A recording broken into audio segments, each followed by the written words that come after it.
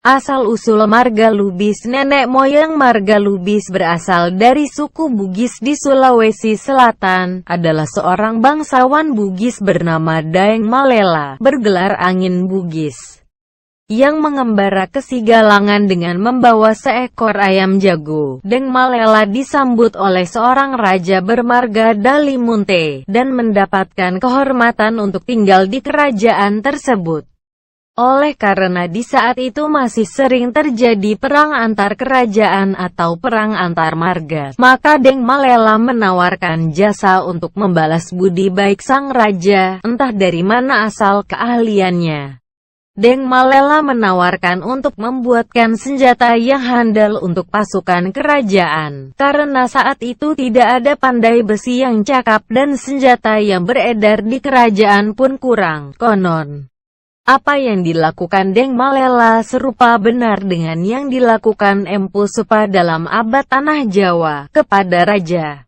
Daeng Malela minta disediakan sebatang besi dan sejumlah takar atau batok kelapa sebagai bahan bakar tungku. Setelah besi dibakar hingga membara, maka Daeng Malela menempa besi tersebut menjadi sebilah pisau hanya dengan kedua belah tangannya. Konon pisau tersebut hingga sekarang masih ada.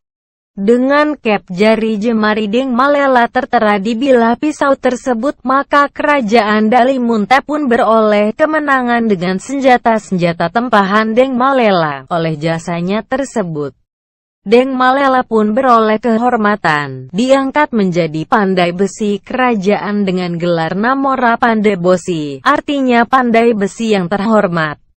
Bahkan dinikahkan pula dengan putri raja yang bernama Putri Dalimunte Naparila, artinya Putri Dalimunte yang pemalu. Suatu ketika, Putri Dalimunte meminta Namora Pandai Bosi untuk membawa burung yang ditembak di atas air. Namora Pandai Bosi pun pergi menyumpit burung di tengah hutan dan seekor burung yang sedang berdiri di atas air berhasil ditembaknya. Kemudian, burung itu diambil oleh gadis cantik dari orang Bunian, makhluk halus yang bertubuh kasar, berwujud manusia. Gadis cantik itu meminta agar Namora Pandai Bosi menikahinya. Namora Pandai Bosi pun menurutinya. Pernikahan tersebut disembunyikannya agar tak diketahui sang raja. Dari pernikahan tersebut lahirlah sepasang anak kembar yang bernama Si Langkitang dan Si Baitang. Setelah beberapa masa, kala kedua putranya beranjak anak-anak, Namora Pandai Bosi terpaksa meninggalkan mereka sebab sudah terlampau lama meninggalkan kerajaan, dan tentunya istri sahnya. Dari istrinya Putri Dalimunte lahirlah sepasang anak kembar yang bernama Sultan Bugis dan Sultan Borayun. Saat Si Langkitang dan Si Baitang beranjak dewasa, mereka pergi ke kerajaan Dalimunte di Sigalangan untuk mencari ayah mereka. Bertemulah mereka dengan ayahnya dan mereka berdua tinggal bersama Namora Pandai Bosi di kerajaan Dalimunte. Suatu ketika terjadi pertengkaran hebat antara Si Baitang dan Sultan Borayun karena berebut anak Namboru, anak paman, sehingga Namora Pandai Bosi mengusir Si Baitang dan Sultan Borayun.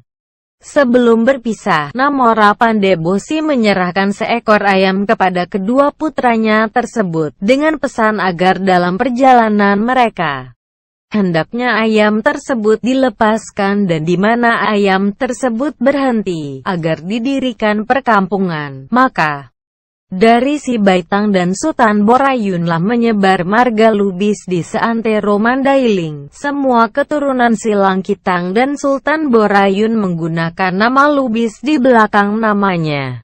Si Baitang adalah anak Namora Pandai Bosi dari seorang gadis Bunian, makhluk halus, dan Sultan Borayun adalah anak Namora Pandai Bosi dari seorang gadis manusia biasa.